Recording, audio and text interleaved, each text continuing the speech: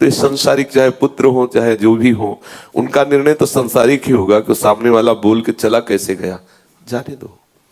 वो अगर बोल गया है और मुझे जलन होनी है तो मेरी पवित्रता बढ़नी है, और अगर उसको उत्तर देना है तो सामने वो शास्त्र मुखों से प्रकट होकर के इतनी गालियां देगा को संभाल नहीं पाएगा। हम चुप रह हो जाएं, हम मौन हो जाएं, यही हमारे लिए। हम शरणागत जन हैं। हमारे मौन होने का मतलब ये नहीं कि हम कमजोर हैं।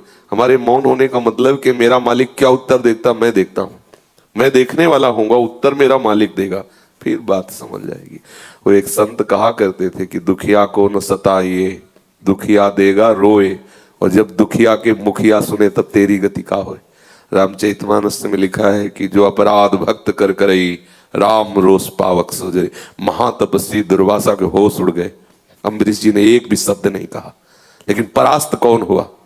दुर्वासा परास्त हो गए। महातपस्वी एक शब्द भी नहीं बोला, एक शब्द भी नहीं अम्बरीश जी ने बोला, और त्रिभुवन में भागना पड़ा उस महातपस्वी को, और कहीं भी ठौर नहीं मिली। अंततोगत्वा अम्बरीश के ही चरण पकड़े। यह है हमारे स्वामी के आश्रय का मौन। मौन हो गए। तो देखो स्वामी ने क्या किया, भेज दिया सुदर्शन चक्र को। एक महातपस्वी की तपस्या मारी घूमती रही, सब जगह भाग के गया, कहीं भी ठौर नहीं मिली। ऐसे ही हम चुप रहे।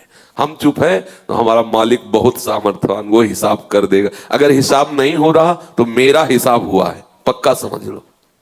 कोई सामने से मुझे पीट रहा है और वो पीट के चला गया और मौज मस्ती में है, तो निश्चित समझो ये मेरा कोई अपराध था, कोई पाप था, जिसको मेरे स्वामी ने उसके द्वारा पवित्र कराया है। नहीं तो ऐसा कौन जन्मा है, सीम की चाप सके को तासु, बड़ रखवार रमापति जासु। भगवान के दास को कोई कड़ी नजर से देख सके ऐसा सृष्टि में कोई पैदा ही नहीं हुआ। इसलिए आश्रित होकर भगवत आनंद में रहे।